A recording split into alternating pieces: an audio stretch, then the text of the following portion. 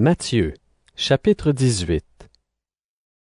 À ce moment-là, les disciples s'approchent de Jésus et lui demandent: Qui est le plus important dans le royaume des cieux?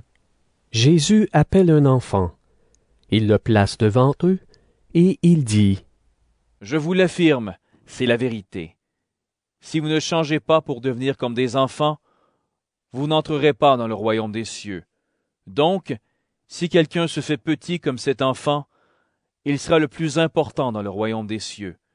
Et si quelqu'un reçoit un enfant comme celui-ci à cause de moi, c'est moi qui le reçois. Supposons ceci. Quelqu'un fait tomber dans le péché l'un de ces petits qui croient en moi. Eh bien, il vaut mieux qu'on attache une grosse pierre au cou de cette personne et qu'on la jette au fond de la mer. Quel malheur! Dans le monde, il y a tant d'occasions de tomber dans le péché. Bien sûr, ces occasions existeront toujours. Mais malheur à la personne qui provoque ces occasions. Si ta main ou ton pied te font tomber dans le péché, coupe-les et jette-les loin de toi. Pour toi, il vaut mieux entrer dans la vraie vie avec une seule main ou un seul pied. C'est mieux que de garder tes deux mains et tes deux pieds et d'être jeté là où la souffrance brûle toujours comme un feu. Si ton œil te fait tomber dans le péché, arrache-le et jette-le loin de toi. Pour toi, il vaut mieux entrer dans la vraie vie avec un seul œil.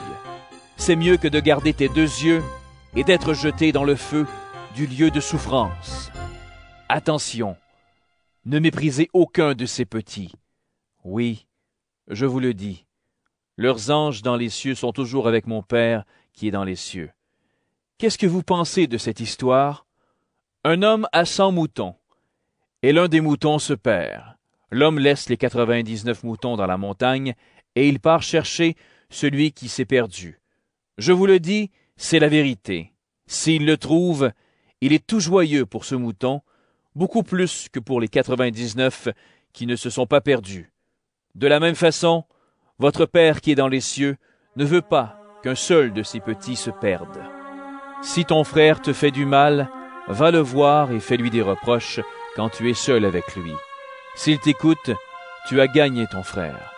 S'il ne t'écoute pas, retourne le voir avec une ou deux personnes.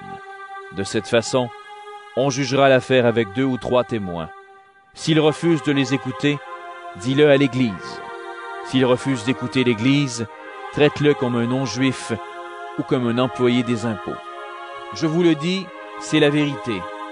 Tout ce que vous refuserez sur la terre, on le refusera dans le ciel. Tout ce que vous accueillerez sur la terre, on l'accueillera dans le ciel. Je vous le dis encore, c'est la vérité. Si 2 d'entre vous sur la terre se mettent d'accord pour prier au sujet d'une affaire, mon Père qui est dans les cieux fera pour eux ce qu'ils demandent. Oui, quand 2 ou 3 sont réunis en mon nom, je suis là au milieu d'eux. Alors Pierre s'approche de Jésus et lui demande: Seigneur, quand mon frère me fait du mal, je devrais lui pardonner combien de fois? Jusqu'à 7 fois? Jésus lui répond: Je ne te dis pas jusqu'à 7 fois, mais jusqu'à 70 fois 7 fois. C'est pourquoi le royaume des cieux ressemble à ceci. Un roi veut régler ses comptes avec ses serviteurs. Il commence.